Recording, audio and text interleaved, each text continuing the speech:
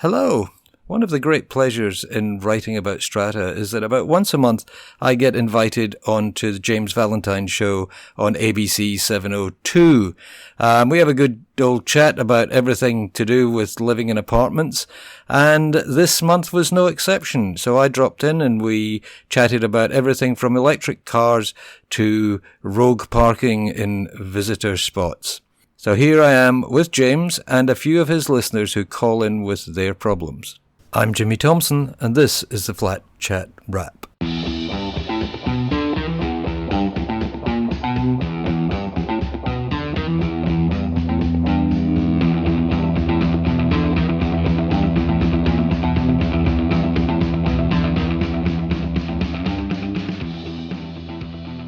Very good afternoon. Nice to be here. I'm James Valentine, and we offer this service. Possibly this program and Jimmy Thompson are the only two people in the world who find Strata interesting. That can talk about Strata law and the joys and otherwise of living in a block of units with quite the enthusiasm that Jimmy Thompson and I do. It's unique, really, isn't it? I can't.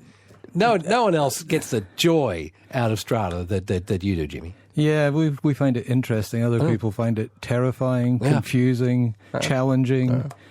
But we take an overview, a big picture. We love it. We understand that many are living in it. We see that it's both wonderful and terrible, just as living in houses always was. So this is the point of this is that if you live in Strata and you've got some issues and you want to bring them up, you can do it right here, right now. This is Jimmy Thompson. He's from flat-chat.com.au, wrote in the domain for many years, that sort of stuff. Strata is, of course, across the state of New South Wales. You can be in Newcastle, Wollongong, you can be in Orange, and you might be living in a Strata arrangement. So if you've got some questions about it, what's not working, what is working, something that's problems with the committee, problems with noise, problem with installation of this, that and the other, problems with some renovations, whatever it might be. It's all different from a house because you're going to have to figure it out with all the other people in the block, in the set of townhouses. So it's a different environment. So give us a yell right now on 1300 222 702. You might be thinking of buying. You might be, getting into it for the very first time. So general questions welcome as well. 1300 222 702. Mr. Thompson, anything that's crossed your mind that you're fascinated by, that you joys that you've had? I don't know if I should jump in on the electric car thing. Oh, yeah. Because I believe you had a caller last week. It's quite interesting because... That's right. We were talking about electric cars, and this was about they were having trouble with their Strata about installing the power unit. Yeah. And we've had quite a lot of discussion on the Flat Chat website about this because there's basically three ways you can go. One is that individual owners can theoretically install the big fast charger thing at their parking space. Right. Or the owners' corporation can install charging bays where you have the fast charger. But then there's the other way, which our resident Flat Chat expert recommends, which is you just do a trickle charge overnight. Yeah, so if you've just got a power point, you can plug it into there. Yeah, it's not going to charge it up immediately, but most people are not out driving their cars all night. No. So if you want so it's only the issue is about putting in the fast charger, which will then charge it in, I don't know how long it takes. To 40 minutes or something like that. Right, okay. But it's because we've been brainwashed by petrol pumps with the idea that we can drive up somewhere, stick a nozzle in the car and, 5 minutes later drive off, and that's us for another week. But the thing about putting it on your own parking space is you're probably going to be using owners' corporation electricity. So you need to put a little meter there. Right. And it's as simple as that. Yeah. We need to go back to thinking more like horses. Yes. You're going to stable this overnight. You're going to give it some hay. It's going to take a while to feed. It needs a little rest. Yep. And then it'll be ready in the morning. Exactly. Or have two cars. So you could have one charging car and one driving car. Oh, okay. I did see someone saying the other day, would it be better if we design electric cars so they had sort of pull-out batteries? Oh, right. So that giant AA batteries. Giant AA batteries. Well, but the bikes are like this. You just pull the battery off the bicycle and take it inside. Oh, right. And plug it in. So it's sort of equivalent. You just pull it out. I don't know whether... But I think that's size. Heavy. Yeah, I think it's probably size is issue there. And then you've got connections, and anything that can go loose will go loose. Yeah, that's right. And anything where you've got to open the bonnet and pull it out. Then we're back to a 1920 car where the chauffeur is going to have to crank it for you before you get going, you know. Or maybe it could be a self-winding car. You know, you have a handle at the front, or you fix it up to your exercise machine. There you go. So run it through to the gym of the unit. Yes. So it's fixed onto all the treadmills and everything. Yeah. So it's generating the power. Yeah. There you go. Yeah. Fixed. Thank goodness for that. So yeah, and I don't know what did you look in? Did you look at how much the fast charging units cost? I think they're about $5,000 to $6,000. Okay, but they've got to be that special electricity. You know, the double thing. The double thing electricity. Notice Thompson reaching the limit of his knowledge. This is a very useful segment, isn't it? So make sure you get the double thing. Three-phase. Three-phase. Okay, you've got to have three-phase power to your fast charger. But you might find that some buildings don't have the capacity to carry all that extra load. So the overnight trickle charge on the cheaper electricity is the sensible way forward, because we've got all this electricity buzzing around at night that we don't use. And I don't think it's fair at this point to assume that an owner's corp should automatically put in fast chargers or facilitate that. I mean, we are talking about They're not fast chargers for sure, and you definitely don't want the charging bay, because you've got the charger is broken down scenario. Yeah. You've got somebody who's put their car on a charge and gone off for breakfast scenario.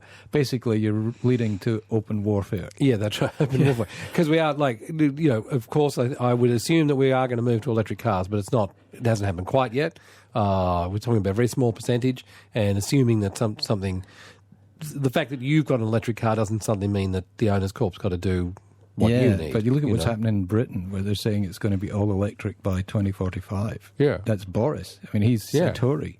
Yeah. I think... I know, I'm saying it's going to come in the next... I would think it's in the next 10 years, but like today, expecting your owner's corp to suddenly go and put in the fast charger, I think it's a bit... But the idea of being able to charge up from a meter on the pillar next to your, the electricity that they use for the cleaning machines or whatever. Well, there's also the thing of mobility mobility scooters and things like that. Yeah. I mean, they got to be charged somewhere. Right. And that's probably a case where people could say, yes, you must provide this for me. Yeah. All right, that's a little insight into that, and that's the kind of issue we explore. 1300 222 702 is our number if you'd like to, if you've got something you want to raise. Hello there, Ralph. G'day. Yep, what do you want to bring up? G'day. We've got... I'm on a strata where we've got three separate buildings. Now, I believe everyone was on the fibre to the node, and this is with the NBN, and one building, they're installing fibre to the building. Right. So I'm just wondering there, the building body corporate becomes responsible for the infrastructure that's installed to the building. Should we now have to do a bylaw to say that they're responsible for, or they pay for any costs that are occurred as a result of any repairs or maintenance required for that? So that's your three buildings that are part of the same strata? That's right, yep. Oh, but only one's got fibre. Townhouses. But only one townhouse has fibre to the building. That's right. The others are on fibre to the node, where you use the phone lines, existing phone lines, back out the street. But is the owner's corp responsible for the fibre to the building? Isn't that the NBN or your provider or whoever owns that? The owner's corp is responsible for the fibre from the connection to the apartments. Right. And then inside the apartments it becomes the responsibility of the lot owner. Right. So there's basically three elements there, complicated by the fact that there are three unit blocks. If this one's not going to the node but going to the building, then it's going all the way to the building. Well, is it going to the basement or is it going to the apartments, Ralph? No, it's going to the basement, and then it's the responsibility of each townhouse owner to then have their modem connected back to that. Right. I'm confused now. Are you saying... Sorry, I thought you were describing, Ralph, three townhouses where one of the townhouses has fibre to the building. Three multiple townhouses. They've got 8 in each townhouse. Right. set of townhouses. Oh, and so one of those with 8 That's right. has Yep. it all the way through to the basement. Yeah, the one that's furthest away from the Right. street, basically. Wow, this is complicated. It isn't is. I think that you're thinking along the right lines. I think a bylaw that you brought in where you established who was responsible for each element of this, and it may not be any different from what you're doing at the moment, but at least in the future when things change, things break down. But normally, if you're part of one strata scheme, everybody, you could have a strata scheme where you've got townhouses and a small apartment block with a lift. The people who are in the townhouses are still partially responsible for the lift, even though they don't use it. Right. So right. it kind of goes against the general thinking about strata to try and break things up. But I think in this situation, it might be worth defining who is responsible for each part of that. Yeah. Although I think you find probably that everybody is responsible for everything. Ralph, is it too late to get NBN through to the building on the other two? I'd be trying to get that. I haven't inquired as yet. Because is it being installed at this point? It's being installed at this point, so that's where we've gone to the body corporate and said, well, we need to know what's actually being installed to see what we're actually being responsible for. Yeah. Well, I mean, the only other thing I'm suggesting is I don't know whether there's a cost involved for that sort of thing. But I mean, if you can get NBN, you can get fibre through to your building as well and to the others. I'd be advocating trying to get that happening because it's so much better than anything else. That's complex, Ralph, and I'd also suggest, as I'm sure Jimmy is about to, that you seek out some further advice. Yes. Find a good consultant to make sure that you are defining everything in the way it should. That's fascinating. Thanks, Ralph. Nice to hear from you this afternoon. Has NBN rollout caused lots of issues in apartments? Yeah, especially when like in a lot of cases initially the NBN would come in with Telstra, even though Telstra is a separate company, and then Telstra would put in this fantastic system that they talked about where they had kind of noise cancelling service. But then other service providers would come in and say, well, hey, we want to provide a service as well. So it becomes a bit of a tangle. Yes. But the NBN thing is basically they put the cable in to a box in the basement. If you're really lucky, they will come in and cable to every apartment, which is what you really want. But in some places, that's just not feasible. It's not economic either. Ralph, thanks so much for your question. Garth, thanks so much for calling through to Flat Chat this afternoon with Jimmy Thompson. How can we help? I live in a duplex. It's sort of two villas that are in the same building. We've got no body corporate. There's only two of us. We've got no strata fees. We've got no rules. But the next door neighbour is embarking, on a big renovation program. And what she's doing is rendering all of the brickwork of her half of the building. Okay. It's going to make it look weird, and it will probably, in the future, add to, the maintenance cost because, cement rendering has to be painted. Brickwork doesn't. Yep. Right. And you don't fancy rendering on your half? I don't have the money to do it. Right. Right. What was the discussion? How did the discussion go about her doing this in the first place, Garth? There was no discussion whatsoever. There was no notice given that that's what she was planning to do. Are you equal owners in terms of unit entitlements? Yes, 50-50. Yeah. Right.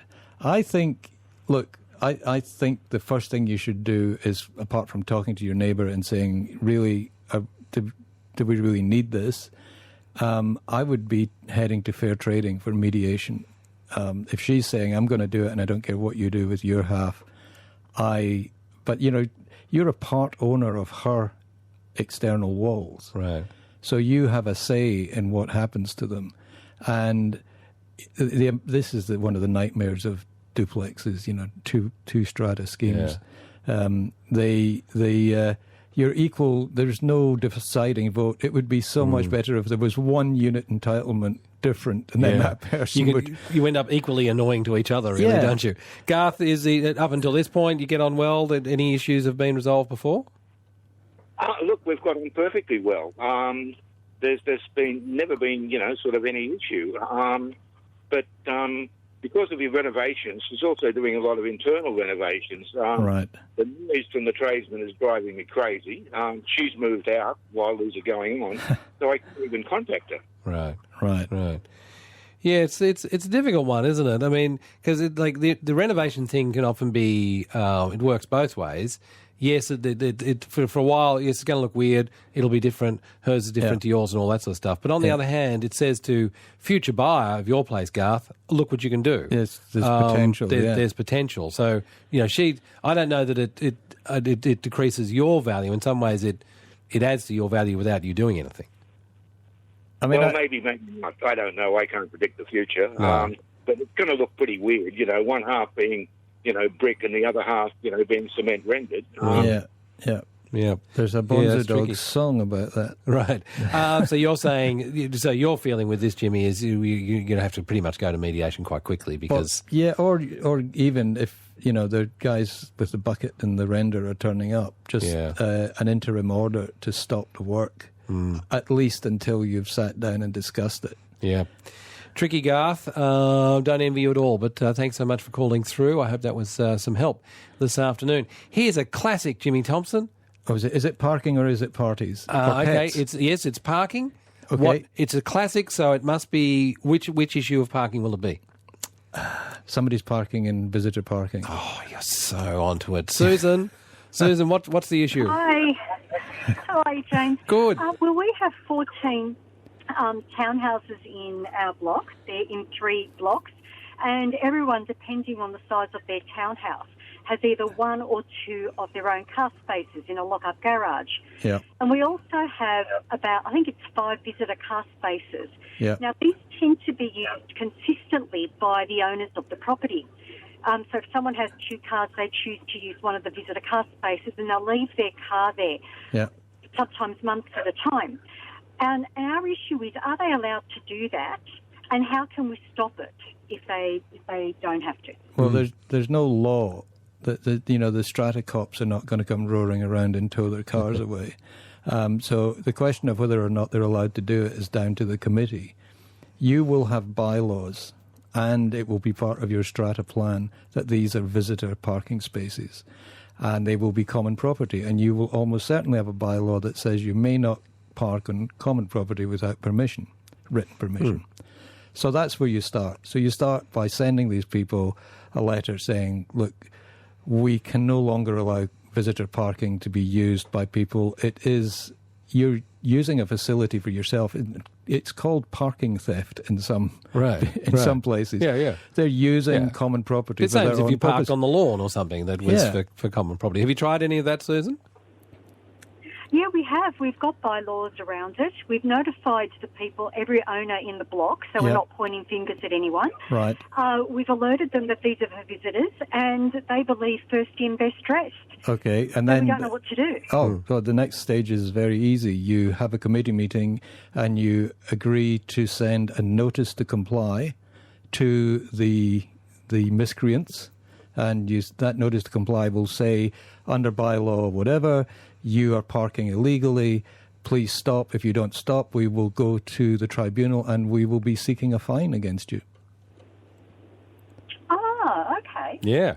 I reckon get those. Yeah, I like those stickers, like when you park, when you're not meant to be parked. This never would have happened to you, of course. Maybe it's happened to me. Maybe I've read about it. But, and they put the big sticker over your windscreen. Yeah. So you've got to drive around with the windscreen in shame for a few weeks because it's really hard to get off. Yeah. You can actually have them towed now. You can have people who leave their cars because they're on common property and therefore blocking common property.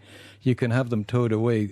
And you can even go to the Flat Chat website and find a pre-prepared sticker. There you go. Susan, that does sound like you're well within your rights to keep on going with that one and sort it out. Thanks so much for calling. Here's a current one that, unfortunately, it's come up in the last little while. Alex, what are you dealing with? Thanks, James. I recently purchased a townhouse. There is 5 townhouses in the complex, and with the recent rain, I realised that the tenants complaining that the garage is getting flooded. So the water's coming from the back and from the side and going through the garage. So I was wondering, is that my problem or a strata issue? Can I just clarify, are these your tenants? Like you own the townhouse and your tenants are telling you this? Yes. Right. I actually got a video and they showed me the... Yeah, Right. Okay. So what's the problem? I mean, there's water coming in, but is it damaging their car, or is it damaging the stuff that they've got stored there, or what? Yeah, well, if the garage, there is nothing in the floor, like the water goes through the garage, which is, if someone has something on the floor in the garage, they will get wet. Yeah. But it's just, I don't think there is a drainage on the side of the townhouse. Yeah. But it's not close enough to that lower points of the townhouse. Yeah. But so just to kind of get you to the point, I mean, your garage is flooding. Yeah. If that's a problem, then it is your problem. It's his problem to take to the owners' corporation and say the fabric of this is not working properly, the drainage is not working properly, my garage is flooding. So, but the owners' corporation will come back and say, well, your garage doesn't need to be watertight. Right. It's not like your home is flooding. It's a different thing which is meant to shelter a car, and theoretically you shouldn't have anything stored in there. So, no harm, no foul. Right. But they are responsible for not letting the rain in there if things are being damaged. Yeah. Alex, thanks for your call this afternoon. Adam, you had a further advice on our duplex owner who's in wrangling with the other half of the duplex who wants to renovate. What do you want to tell us, Adam? Yeah, g'day, guys.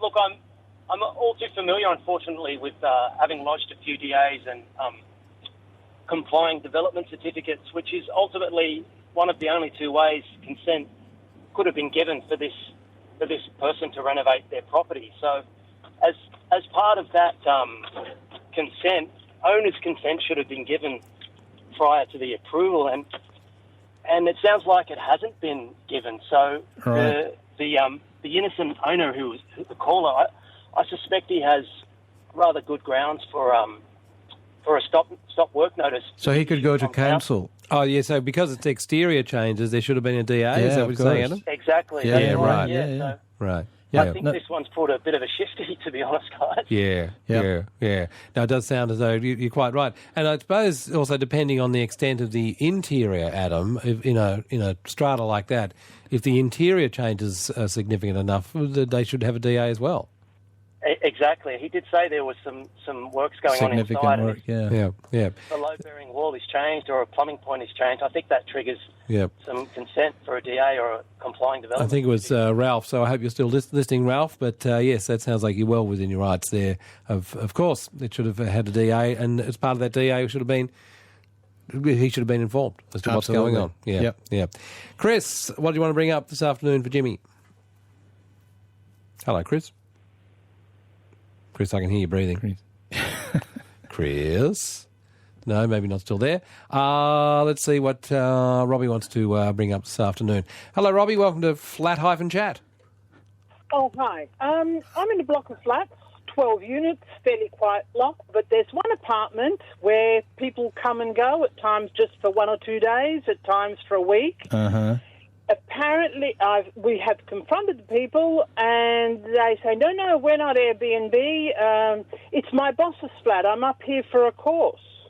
Right. Oh, yeah, one of these. So it's not. They claim it's not Airbnb. They claim the unit belongs to the boss, but because they're not long-term tenants. Doors slammed, their fire doors slammed, the rubbish bins, they never put the rubbish in the correct boxes. Yep. Therefore, council sticks the orange sticker on saying refuse not compliant, and it's yeah. We got you there. All right. They're shocking. Now you just said, "Oh, one of these." What are you talking about? Well, it's one of these things where people come in, and it's quite common. It used to be part of the serviced apartment type thing, and that got too expensive for people. But you've got a company that has a lot of overseas or interstate guests, genuine workers, right? And rather than put them up in a hotel, they say, we have an apartment here. You can use that. Okay. And the apartment is serviced, and the sheets are changed, and all the laundry's done. It's kind of like that grey area. It's not really a holiday home, right? So at least they're not coming in party mode. But it doesn't mean that they may not be the best tenants. Well, because they don't know the rules. They don't care, and don't care. They're coming out. Do you think it's that sort of situation, Robbie? Oh yeah. Yeah. Right. So what you go back to then is the owner of the apartment is responsible for their tenants and guests. So you start hitting them with notices to comply about the behaviour of their tenants, and at every opportunity, every time you can prove that their guests have done something wrong, you hit them with another notice to comply and another fine until eventually they get sick of it. And at the very least, tell the people who are taking over the apartment, could you please behave like reasonable human beings? Yeah. I see. And the letters to comply, that would be issued by the managing agent for the building? Yes, you have a strata manager? Yes, we do. Yeah. The strata manager can send them off immediately. All they have to do is have a bylaw listed on the notice to comply to say you have breached this specific bylaw and this is what it says. But your strata manager should be all over that. Yeah. Okay. Robbie, all the best with that, and let's hope that that process begins. I mean, all of this is difficult, unfortunately. It's hard work. You've got to get on and do it, and then wait another month, 2 months, see what happens with a lot of these issues, isn't it? It's none of it's. There's no quick fixes on a lot of this, but you've got. Well, there are, but they're illegal. So that's right.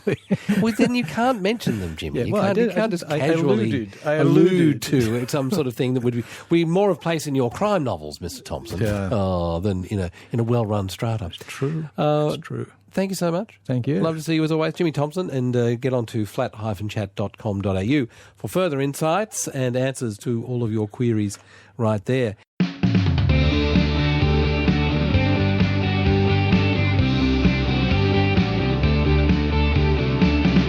Well, thanks very much to James for that. We'll be back with our usual podcasts. That's next week.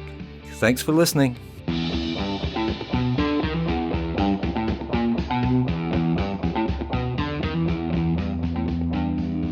If you enjoy these podcasts, and would you still be listening if you didn't, you can subscribe free of charge on iTunes, Spotify, Stitcher, and lots of other podcast platforms. As I said, it's free of charge, and that means the podcast will be delivered directly to your phone, laptop, or computer as soon as it's published. You'll find links at the end of the show notes, that's the related story, on the Flat Chat website.